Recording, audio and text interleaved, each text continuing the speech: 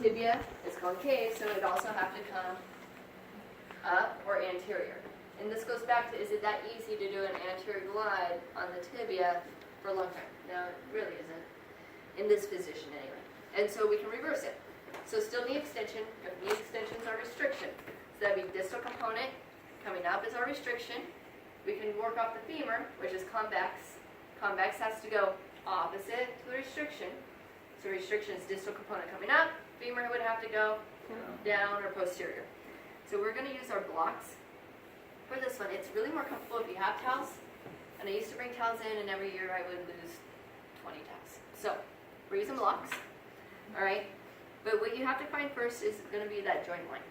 So if you bend the knee a little bit, again with joint line, remember how we found this for measuring joint range of motion, right? So you're going to walk your finger up the tibia and find where you indent in right where the femur is, okay? So I'm going to put my fingers there, and I'm going to walk his leg down. So I need my block to be just distal of joint line, because if it's proximal of joint line, then I'm blocking the motion, right? Okay.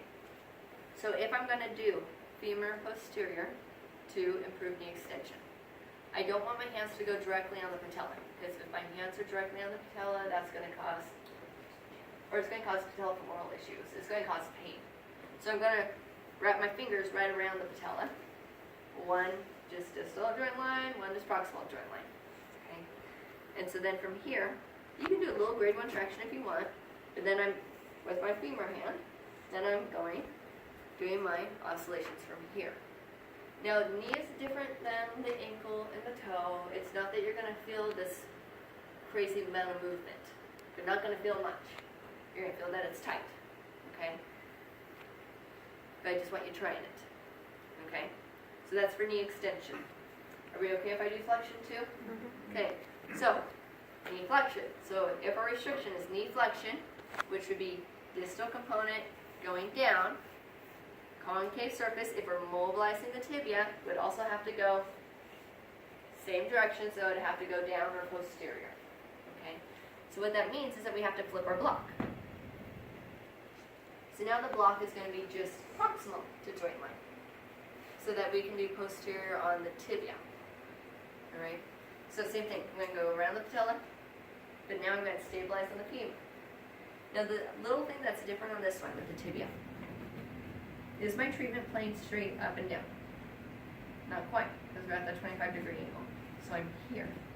And we said when I do my mobilizations, when I glide, I have to be parallel to the treatment plane.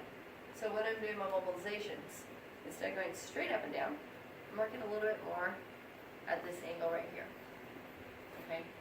So I'm here, I do my little grade 1 traction, and then do my oscillations posterior from here. Good? Okay, so knee flexion, extension. Go.